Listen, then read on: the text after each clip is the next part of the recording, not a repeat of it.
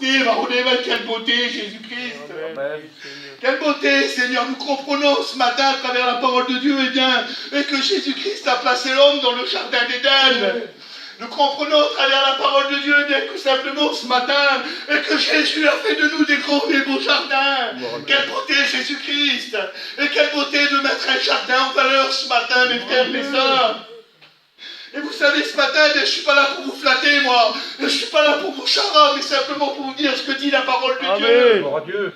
Et la parole de Dieu te dit ce matin, mon frère. Amen. La parole de Dieu te dit, ma soeur, ce matin. Dans le livre des Cantiques, au chapitre 4 et au verset 12. Tu es un jardin. Amen. Quelle beauté, c'est pas moi qui te le dis, c'est la parole de Dieu. Amen. La parole de Dieu te dit ce matin, tu es un jardin. Quelle beauté, Jésus-Christ. Des jardins si merveilleux. La parole de Dieu nous dit au verset 13, un jardin où sont des grenadiers, quelle beauté, Jésus-Christ. Un jardin avec les fruits les plus excellents. Alors, parole d'évêque, quelle beauté, quel foyer, quel jardin, mon Jésus.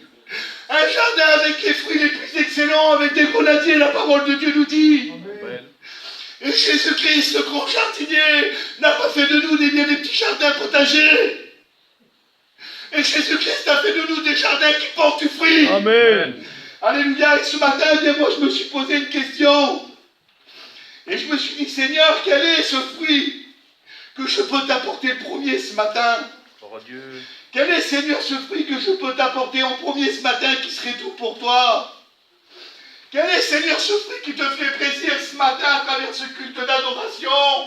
Amen, Seigneur. Alors peut-être que tu te dis ce matin, quel fruit moi aussi il faut que je porte à Dieu ce matin pour être béni?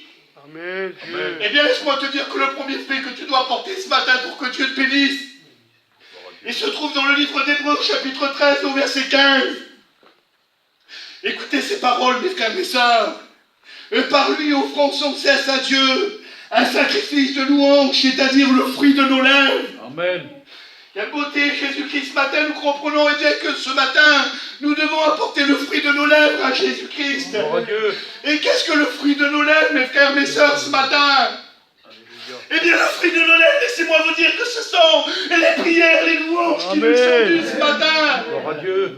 Et si nous lui apportons, eh bien, les prières, les louanges qui nous sont dues ce matin, qui lui sont dues, eh bien, laissez-moi vous dire qu'à ce moment-là, nous allons rentrer dans la communion de Jésus-Christ. Gloire à Dieu. Nous allons rentrer dans sa présence, et là, le Saint-Esprit va tomber sur nous. Gloire à Dieu. Et à ce moment-là, eh bien, nous pourrons lui dire ces paroles merveilleuses qui se trouvent dans le livre des Cantiques au chapitre 4 au verset 16. À ce moment-là, si nous apportons le fruit de nos lèvres à Jésus-Christ ce matin, et que nous rentrons dans sa présence, le Saint-Esprit va nous bénir.